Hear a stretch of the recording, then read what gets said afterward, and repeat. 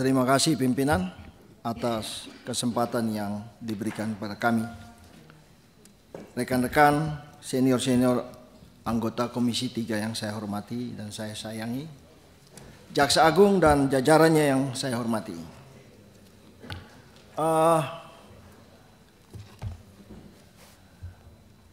Grand strategi yang tadi dikemukakan oleh Pak Jaksa Agung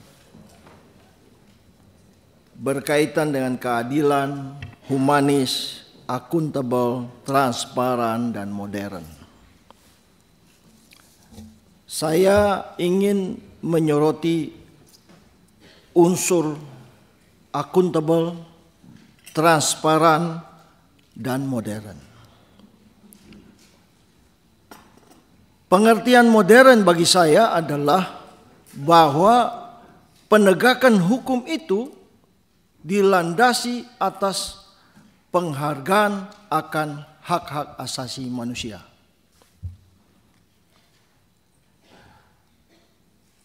Profesor Dr.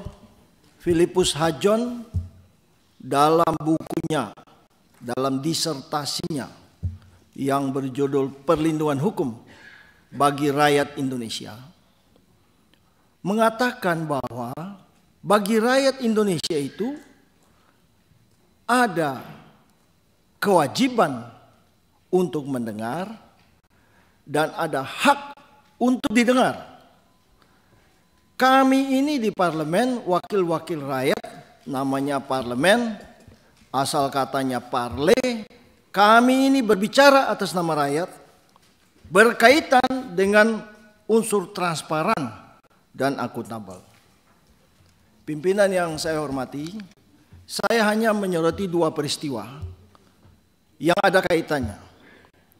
Kali ini izinkan saya berbicara lebih teknis, sehingga ini bisa masuk kepada persoalan yang sebenarnya menjadi akar masalah yang sering dan sekarang lagi gencar ditanyakan oleh warga masyarakat. Ini tidak lain dari kasus Tom Lembong, Bapak Jaksa Agung yang saya hormati. Kenapa demikian? Berkaitan dengan impor gula ini, Peraturan Menteri nomor 527 tahun 2004, peraturan kemudian diubah dengan Peraturan Menteri nomor 117 tahun 2015, membagi gula itu dalam dua bagian. Nah, ini saya mau menitik beratkan di sini, Pak Jaksa Agung. Gula kristal mentah dan gula kristal putih. Ini dulu. Ya. Kemudian di tahun 2015-2016, ya, saya mau mundur sedikit Pak Jaksa Agung, pimpinan. Di tahun 2004, mulai dari tahun 2004 sampai dengan detik ini, negara kita tuh selalu impor gula. Tidak ada surplus gula. Data yang kami punya adalah bahwa negeri kita itu mulai impor gula sejak dari tahun 2004 sampai dengan detik ini. Baik itu gula kristal mentah dan gula kristal putih. Nah, di tahun 2015-2016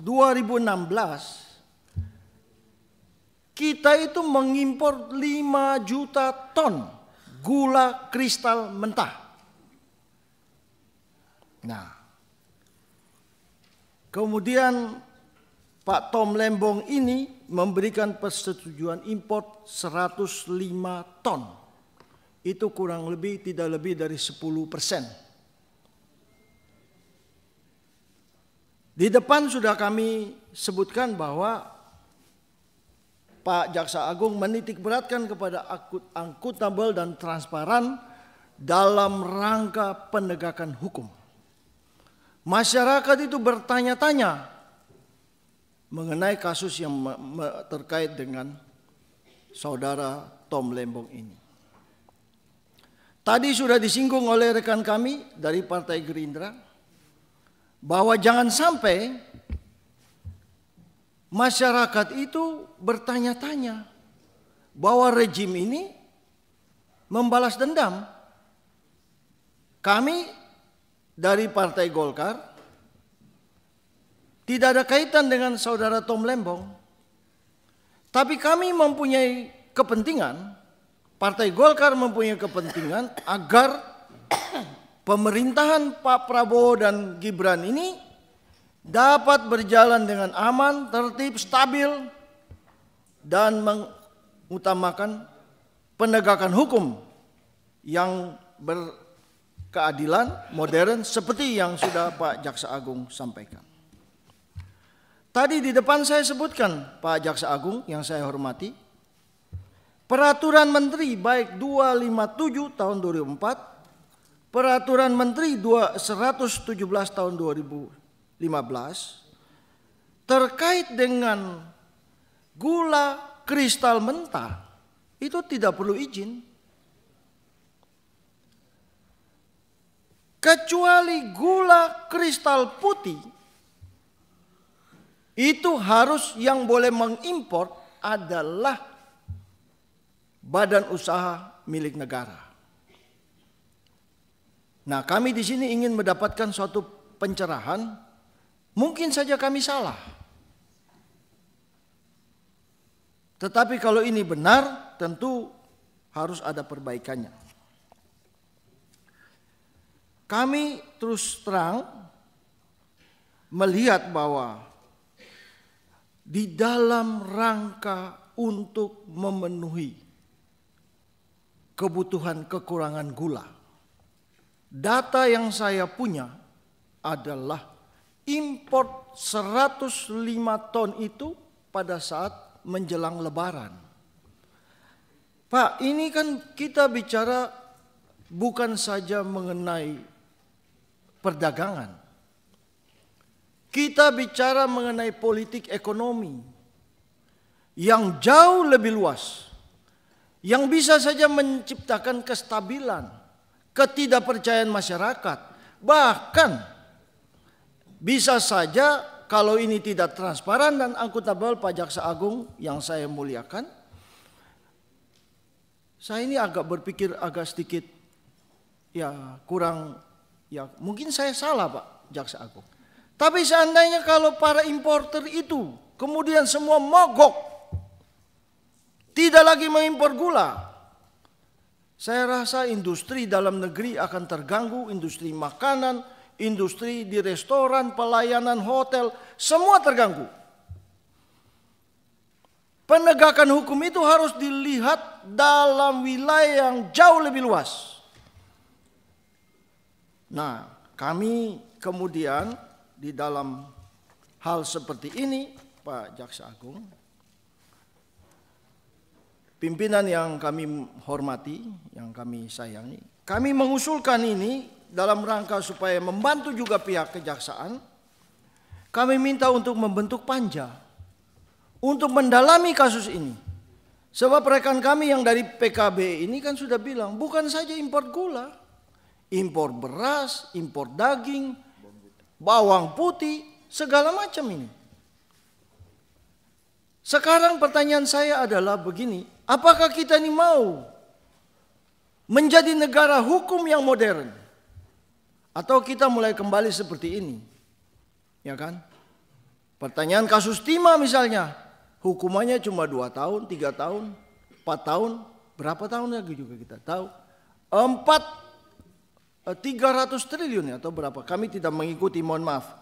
Nah ini kemudian, tadi saya di depan saya mengatakan ada 2 peristiwa Jaksa Agung yang saya hormati dan saya sayangi. Kemudian timbul lagi itu kasus jam tangan itu Jaksa Agung. Saya minta untuk ini diselidiki karena di medsos-medsos itu sudah keluar rumah yang bersangkutan itu. Ada di mana itu? Di Hang Lekir atau di mana? Ya tadi rekan kami di belakang Pak Rudianto Lalo itu, kalau saya biasa panggil dia rudal Pak. Memang dia suka merudal orang itu Pak. Sudah sebutkan bahwa kalau kita menyapu ruangan ini dengan sapu kotor, bagaimana bisa kita membersihkan ini? Kami kasihan kepada Pak Jaksa Agung.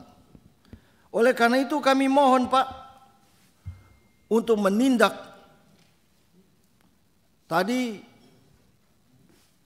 rekan kami dari PKB menanyakan mengenai Papua. Saya ini mewakili masyarakat Papua Tengah Pak. Ya, kami mengusulkan agar jaksa-jaksa yang baik, ya, teristimewa putra-putra daerah, mohon dipromosikan Pak. Kesimpulannya saya minta kepada pimpinan yang saya hormati, agar kalau memang kasus ini tidak cukup kuat buktinya, ya coba diselesaikan dengan baik. Dengan sama sekali tidak ingin mencampuri tugas pokok kejaksaan, tugas dan kewenangan kejaksaan. Agar kita semua dapat menjelaskan kepada masyarakat apa yang terjadi di belakang ini. Saya rasa demikian. Terima kasih pimpinan.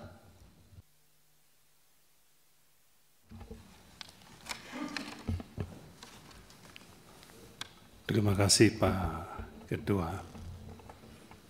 Pimpinan Komisi 3. Bapak Ibu anggota Komisi 3 yang saya banggakan, Bapak Jaksa Agung, Wakil Jaksa Agung, Pak Kajam, dan para Kajati dari seluruh Indonesia yang saya banggakan.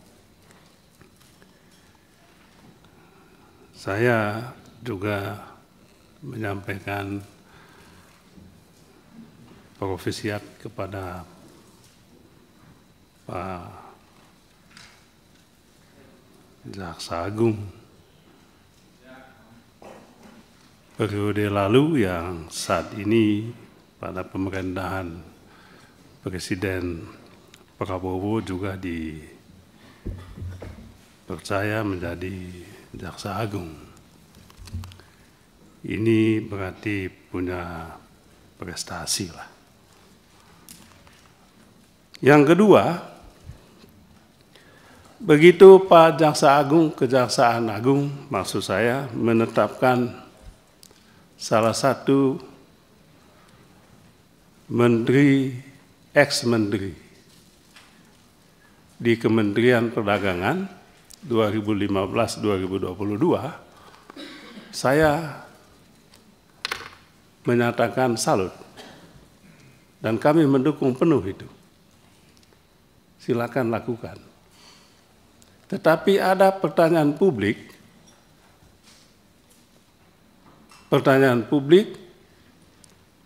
yaitu apakah yang lain juga akan mendapatkan perlakuan yang sama. Menurut saya, kalau Pak Tom Lembong pada saat ini ditetapkan sebagai tersangka, menurut saya itu hanyalah strategi Kejaksaan Agung. Berarti yang lain-lainnya siap menanti peristiwa yang kurang enak itu. Jadi,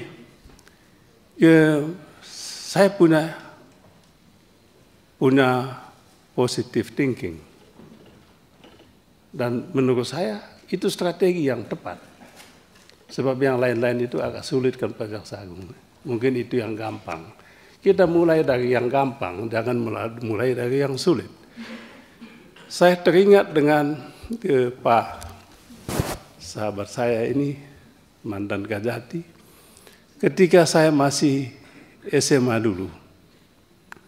Guru saya mengatakan, Pak Beni, kalau mau menjawab pertanyaan pada saat ujian, mulailah dengan yang gampang. Jangan mulai yang sulit. Sebab yang sulit ini nanti tidak selesai jawab, waktunya habis. Saya teringat dengan nasihat guru saya ini ketika Kejaksaan Agung begitu lincah menetapkan saudara Tom Lembong jadi tersangka dalam kasus impor gula ini. Itu pintu masuk. Mudah-mudahan pintu masuk betul Pak Jaksa Agung. Jadi jangan sampai batas sampai di pintu masuk. Jadi itu pintu masuk supaya apa? Duc in altum dalam bahasa Yunani kuno harus duc in altum. Maksudnya apa? Masuk lebih dalam lagi. Tapi bagaimana masuk lebih dalam kalau yang dangkal ini belum disentuh? Sentuh yang dangkal dulu, baru masuk ke laut yang lebih dalam lagi. Kami menunggu itu. Kami juga berdoa supaya Bapak sehat, Bapak kuat, lebih lagi Bapak punya keberanian untuk masuk ke laut yang lebih dalam lagi. Ada berapa menteri di kementerian itu, Mas Bambang? Ada 5 ya? Iya.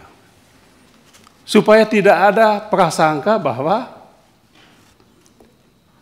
Presiden Prabowo punya dendam politik. Saya yakin tidak. Saya tadi pagi juga membaca berita headline Kompas. Bapak Presiden kita dalam pertemuan di Amerika dengan masyarakat Indonesia, Amerika dengan tegas disebutkan korupsi adalah kanker ekonomi. Apa yang Bapak lakukan ini sudah sangat tepat. Lanjutkan Pak. Jangan berhenti. Kalau bisa Pak Ketua 3 bulan lagi kita rapat di sini. Kita menagih yang lain-lainnya ini. Mohon Bapak Jaksa Agung tetap solid di dalam penting Pak. Di Bapak Jaksa Agung didukung oleh 38 Kajati ini. Saya rasa tidak ada yang tidak setuju dengan Pak Jaksa Agung. Semua dukung. Kita juga dukung Pak. Cuman dukungan kami, partai kecil kami sekarang. Cuman 44 kursinya. Tapi mudah-mudahan ke depan bisa bangkit lagi.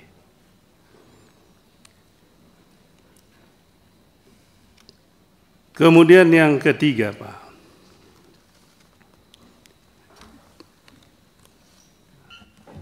Assalamualaikum warahmatullahi wabarakatuh. Salam sejahtera bagi kita semua. Om Swastiastu, Namo Buddhaya, salam kebajikan. Pak Jaksa Agung beserta jajaran, tapi lebih penting lagi pimpinan Komisi 3 beserta anggotanya yang saya hormati. Luar biasa semangat RDP kali ini. Pak Jaksa Agung, saya melihat dari beberapa survei tentang penegakan hukum, kejaksaan kok selalu menunjukkan tren meningkat dari tahun ke tahun ini. Tolong jelaskan kenapa bisa begitu. Kedua, kalau saya jujur, saya harus berani mengatakan bahwa saya harus mengapresiasi langkah-langkah Bapak yang berkaitan dengan kasus timah, mafia peradilan, kasus korupsi, kasus kekerasan. Dan saya merasakan suasana di Kejaksaan Agung seperti itu mulai menjalar ke daerah-daerah. Saya Dapil Bali, Pak. Saya dulu pengacara LBH, saya pengacara ICW. Tidak suka memuji-muji pejabat, itu tidak suka. Tapi saya sampaikan informasi bahwa rekam jejak Bapak itu kayaknya udah sampai ke daerah-daerah. Saya nggak tahu Kajati Bali ada di sini apa enggak. Waduh, nggak enak ini memuji di depannya, Pak. Jadi begitu turun, koruptor ditangkap. Yang celaka lagi, bendesa adat kita ditangkapin juga. Luar biasa ini Jaksa Tinggi Bali ini. Tadi ada pernyataan bahwa di Papua kalau ada jaksa-jaksa bagus itu perlu dapat promosi. Bukan hanya di Papua, Pak. Di tempat-tempat lain yang berprestasi juga perlu dong. Juga termasuk Bali memang kalau dinilai baik tanpa harus mencampuri, kenapa tidak? Karena itu pertama kali orang-orang Bali kaget kok bendesa adatnya ditangkap. Ini luar biasa beraninya Jaksa Tinggi Bapak itu.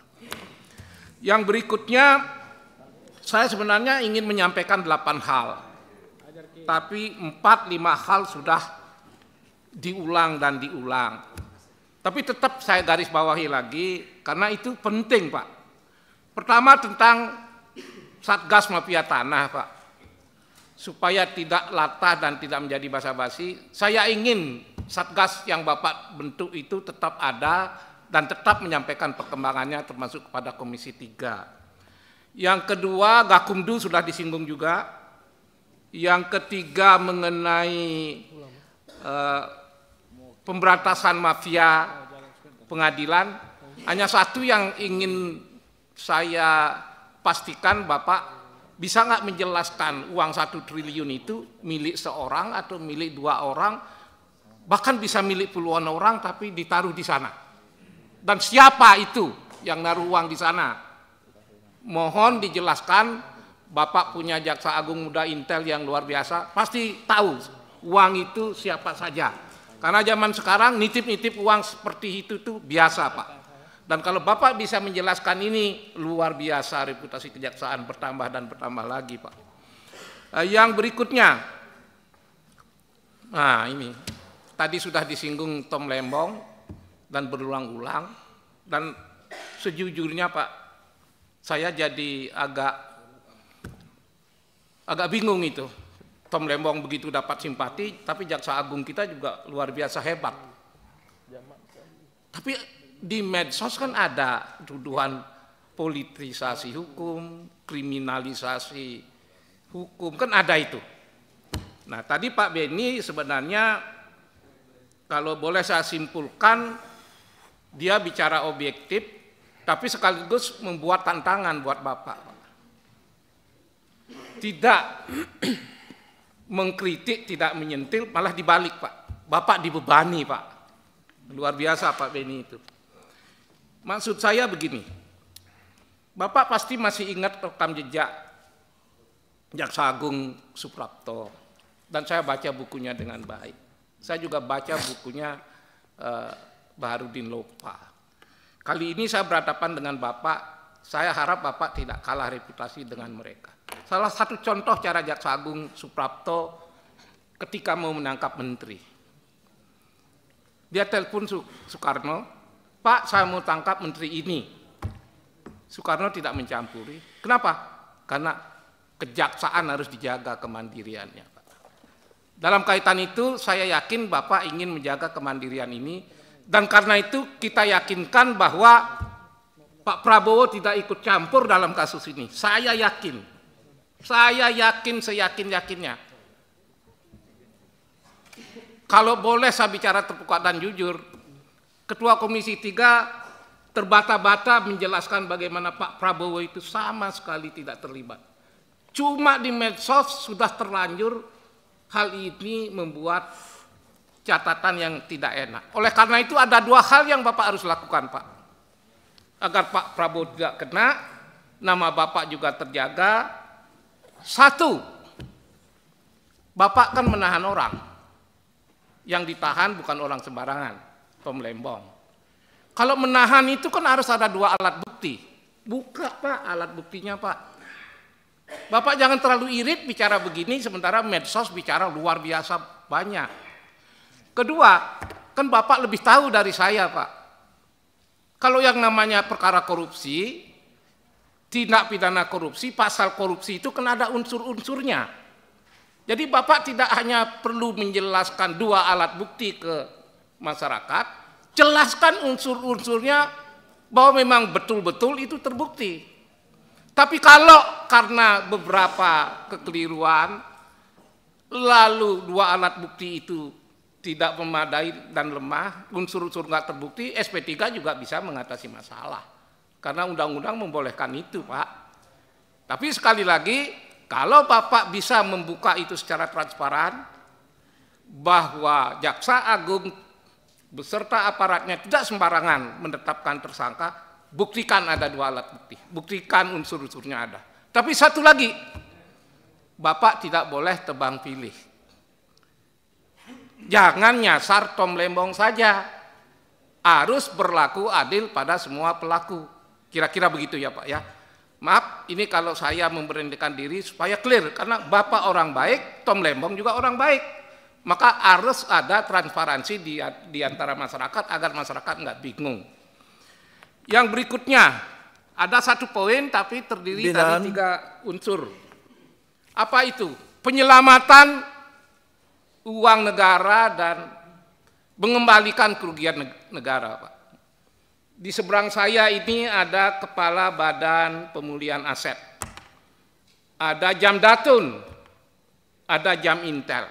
Kenapa kami sebut itu semua? Begini, bukankah tugas pokok, bukankah salah satu tugas penting dari kejaksaan itu memberantas korupsi, Pak? Bukankah memberantas korupsi tugas yang paling penting adalah mengembalikan kerugian negara? Karena menghukum orang zaman sekarang yang terlibat korupsi itu sudah tidak mempan, Pak. Ketika mereka disuruh mengganti uang atau menjalani hukuman, tren yang sekarang itu mereka menjalani hukuman. Kenapa? Isu yang beredar yang belum tentu benar, tapi harus ditunggu kebenarannya.